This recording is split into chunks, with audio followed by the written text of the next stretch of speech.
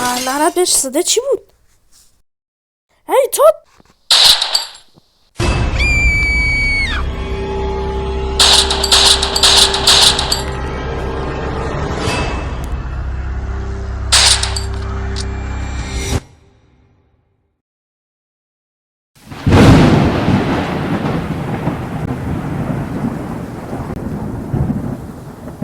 سلام قربان. سلام، پرونده دیگه؟ آره یه پرونده دیگه است. خب یه توضیحات راجبش بهم بده. بله قربان. قاتل کسی بوده که تفنگ داشته و خب 2 نفرم به قتل رسونده. اون 2 نفر یه مرد بودن و یه زن. انگار زنه میخواسته بره تفنگو برداره ولی خب دیگه دیر شده. میتونم خودم پرونده رو ببینم؟ بله حتما. خیلی خب فکر کنم همینه. بله همینه، بفرمایید.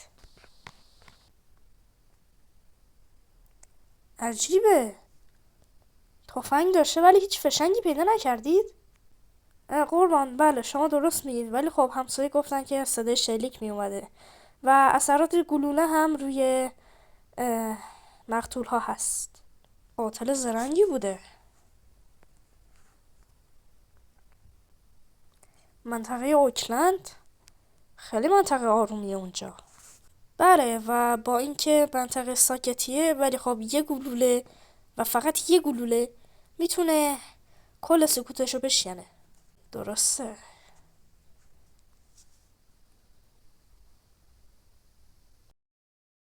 خیلی خوب میریم سر صحنه. واقعا خیلی منطقه آرومی به نظر میاد. درسته ولی خب قاتل جای خوبی انتخاب نکرده. شاید دلیلی داشته برای کشتن اون. خب این از قتل اول قربان. انگار اون تیرو زده و اون خانوم هم فرار کرده. فرار کرده به سمت میزی که تفنگ روش بوده. و این هم قتل دومه. خب ظاهرا اصلا انگار وقت نکردیم که برگرده. بله قربان. خیلی خب من میرم از همسایه پرسجو کنم. بله قربان، میخواید منم باتون بیام؟ نه تو ماشین بمون. بله قربان.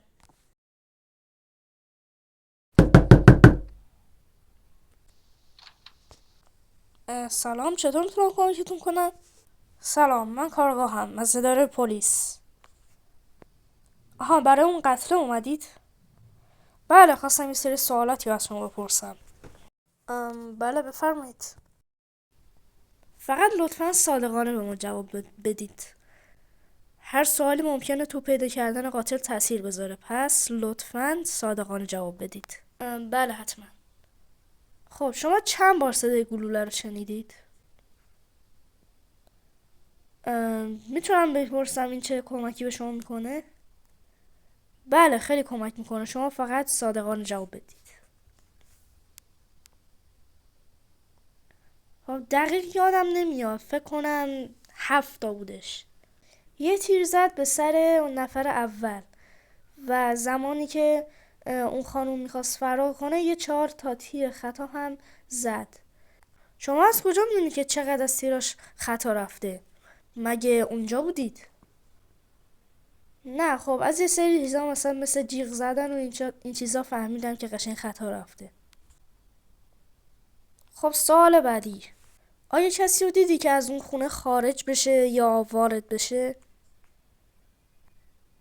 نه فقط صدای شکستن شیشه شنیدم که وقتی رفتم چک کردم دیدم که شیشه شکسته و قاتلم رفته تو. بله. و سوال آخر، رفت و آمد مشکوک اینجا ندیدید؟ خیر. من با همکارم باید صحبت کنم میام. بله. خب قربان چیزی دستگیرتون شد؟ خب راستش ببین خیلی چیزا دستگیرم شد. یکی از مسئولامون همین همسایه است. دلیلش هم واضحه، گفتم چند تا تیر شنیدی که مثلا زده باشه و اون گفتش 4 تا خطا داشته و 2 تا درست. خب اون از کجا میدونی که 4 تاش خطا بوده؟ خب اینم هستش. و دیگه چه دلایلی هست؟ خب من قشنگ شک و تردید رو تو چشماش دیدم و اینکه انگار خیلی استرس داشت و یه طوری حرف زد انگار قشنگ اونجا بوده. من فقط چند تا سوال جزئی ازش کردم، مثلا اینکه چند تا تیر زده، برای اینکه مثلا تفنگش چی بوده، مثلا M1991 باشه یا مثلا دیزرت ایگل باشه. ولی خب چیزای بیشتری دستگیرم شد. اون یکی از مظنونای ما. خب اگه نظر منو بپرسید به نظرم ببریمش بازجویی. خب نظر منم همینه، ضرری نداره. خب قربان شما باید با ما بیاید. کجا بیام؟ باید با ما بیاید بازداشتگاه. دقیقا چرا؟ سوالای بیشتری ازت داریم. باشه.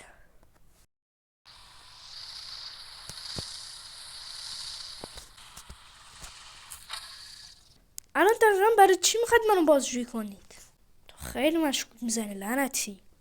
هم بگو ببینم از کجا میدونی چند تا تیراش خطا رفته، چند تا تیراش درست به هدف خورده؟ خب صداشون قشنگ میومد، من میتونستم صداشون رو بشنوم دیگه. زمانی که تیر زد اون خانم جیغ زد و قشنگ معلوم بود که خورد و دوباره صدای دویدن اومد و بعدش یه تیر خورد و چند تا تیر خورد و هنوز هم صدای راه رفتن می اومد. دیگه قشنگ فهمیدم که دیگه چند تاش خطا رفته. خب از کجا میدونی که دقیقا از پشت بهش شلیک شده ها؟ من از پنجره خونه خودم به خونه اونو نگاه کردم و فهمیدم که از پشت تیر خورده. پس یعنی تو میگی که اونجا بودی و در حال قتل اونجا رو دیدی؟ آره؟ نه در حال قتل نه، بعد از قتل. دقیق به هم بگو، از همون اول قتل تا آخرش داشتی چه غلطی میکردی؟ ببینید من از همون اول قتل تو خونم بودم و صدای شلیکو شنیدم. بعدش رفتم دم پنجره. تو که گفتی زمانی که قتل تموم شد رفتی دم پنجره. آره ولی خب زمان قتلم اونجا بودم، یعنی داشتم به پنجره نگاه میکردم و خب دیدم که داشتش بهشون تیر میزد. پس چرا از اول نگفتی؟ استرس داشتم، اصلا یادم نبود. پس بهمون اول دروغ گفتی، یعنی برات مهم نیست که حرفی که داری میزنی دروغه یا راست؟ گوش کنید، اصلا نمیدونم که الان دلیل اصلیتون برای که منو آوردید اینجا دقیقا چیه، ولی من اون کسی نیستم که شما دنبالشید. بذارید من برم. بعد چند روز اگه مورد مشکوکی راجع به من دیدید سریع اصلا بیاید منو بازداشت کنید، چه میدونم هر کاری میخواید بکنید فقط منو آزاد کنید. خیلی خوب، ولی یه سوال دیگه هم هستش، اینو جواب بده بعدش میذاریم بری. خب بله خیلی خوب، بگو ببینم. هر دو مقتول دقیقاً داشتن چیکار میکردن قبل از مرگ؟ خب پنجره من باز بود و پنجره اونا هم باز بود. وقتی که دقت کردم دیدم که صدای ظرف شستن داره میاد از آشپزخونه اونا و فهمیدم که خانومه توی آشپزخونه است و یکم که بیشتر نگاه کردم فهمیدم که مردم روی صندلی نشسته. چرا دقیقا داشتید دقت میکردید زمانی که قاتل هنوز وارد نشده بود؟ خب ما یه سری مشکلات همسایگی با هم داشتیم که خب میدونید اونا رو من فهم خواستم ببینم راجع من چی میگن و اینا. صبر کن همینجا، من میرم صحبت کنم میام. ببین به نظر من همینو بازداشت کنیم بندازیم زندان. به نظر من خود این قاتله. قربان ما که مدرکی نداریم. مدرک قشنگ معلومه دیگه. بهش گفتم اون مقتولا داشتن چیکار میکردن قبل از مرگ و اون همه چیو دقیق گفت. اصلا مگه میشه همچین چیزی؟ قربان برای اینکه اونو بندازیم زندان باید دلیلامون منطقی تر باشه. از این منطقی تر؟ بله قربان، فعلا نمیتونیم بندازیمش زندان. خیلی خوب، پس آزادش کنید. بله قربان.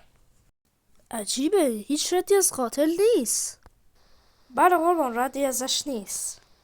خب ببین، من تصمیمم گرفتم، میخوام برگردم اونجا. صحنه جرم؟ بله صحنه جرم. کی؟ همین حالا. خیلی خب قربان، رسیدیم. من میرم چک کنم، تو برو تو ماشین بمون. باشه قربان. عجیبه، یعنی کی میتونه پشت این قتل باشه؟ قربان بگو، صدا تو دارم. قربان، یه نفر داره نزدیک خونه میشه، تفنگ دستشه. تفنگ دستشه؟ مشخصاتشو بگو. خب یه جاکت مشکی داره و اینکه ماسک شیمیایی داره و دستکش هم داره و یه تفنگ هم داره، تفنگ M1911. خیلی خوب، دستگیرش کن. هی تا سر جات وایس. هی جانتان صدا منو داری؟